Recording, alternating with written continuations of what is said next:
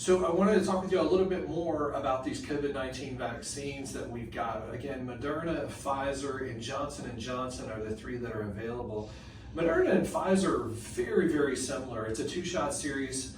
The Pfizer is separated by 21 days, the Moderna by 28. The Johnson & Johnson's a one-shot. The Moderna and Pfizer vaccines, both of these are MRNA, and absolutely fascinating technology used for these vaccines, very, very effective. The Johnson & Johnson is the one that unfortunately received a little bit of negative press because of blood clots. Again, I will tell you guys, there's more risk of blood clots for those who smoke. There's more risk of blood clots for those on birth control than with this vaccine. But that being said, I am a big fan of the leading two. I think if somebody is really out there and they just want to get one vaccine and be done with it, I think that the Johnson & Johnson fits the bill there. But be thinking about this summer. Think about, are you going to be going to weddings? How about camps? What about school next year? We're starting to see that some of the colleges and universities are going to be requiring the COVID vaccine. And we understand why. We want this thing over. We want to end this.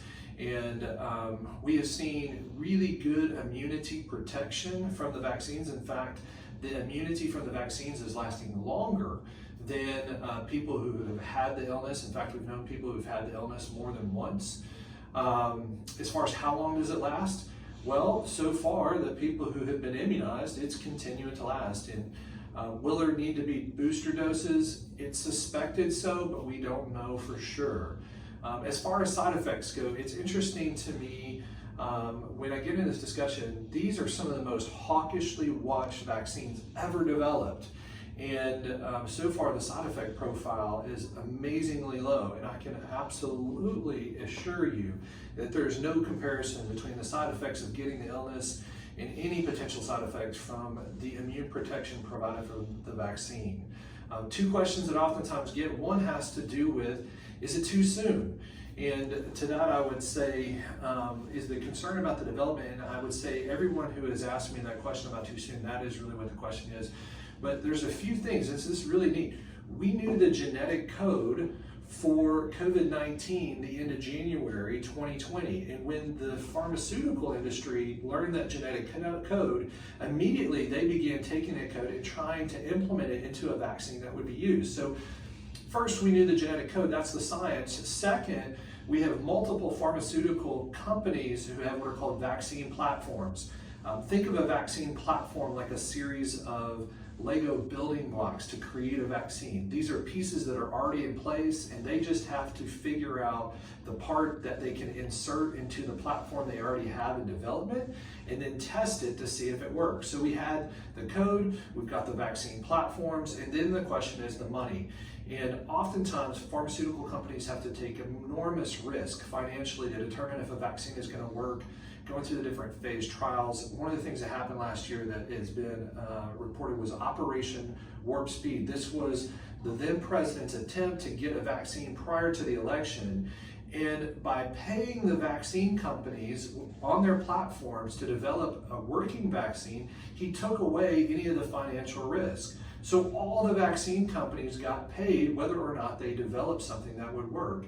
And all of the vaccine companies had lots of people who wanted to enroll in the different trials because of what was happening. If you think back a year ago, think back of Italy, think back of New York, lots of people are watching this and they want to be enrolled in these trials. So people would go through phase 1 trials, and some of the companies, they didn't make it through phase 1 trials. They got their money. And the rest of the companies would go to phase 2. Some of them didn't make it through phase 2 trials. They got their money. Then they go into phase 3 trials. Phase 3 trials, the ones we know made it through was Moderna, Pfizer, Johnson & Johnson, and AstraZeneca, which we don't give in the United States. These companies made it through, but all the other companies got money for a preset number of doses that never will be delivered because they don't work. Now, these companies who made it through, they get additional financial benefit because they're able to make, produce, and sell additional vaccine. But the amazing thing that happened last year was the science of getting the genetics out of the COVID-19 virus, the industry having the vaccine platforms that facilitated a development of vaccines, and then the economics, the tax-supported financing of these vaccines so that we could see what would work. And now we're already 6 months almost into being able to deliver working vaccines, and we are seeing this thing diminish. And I encourage you, please get out there and be immunized. You want to be protected for yourself and for your family. Let's end this.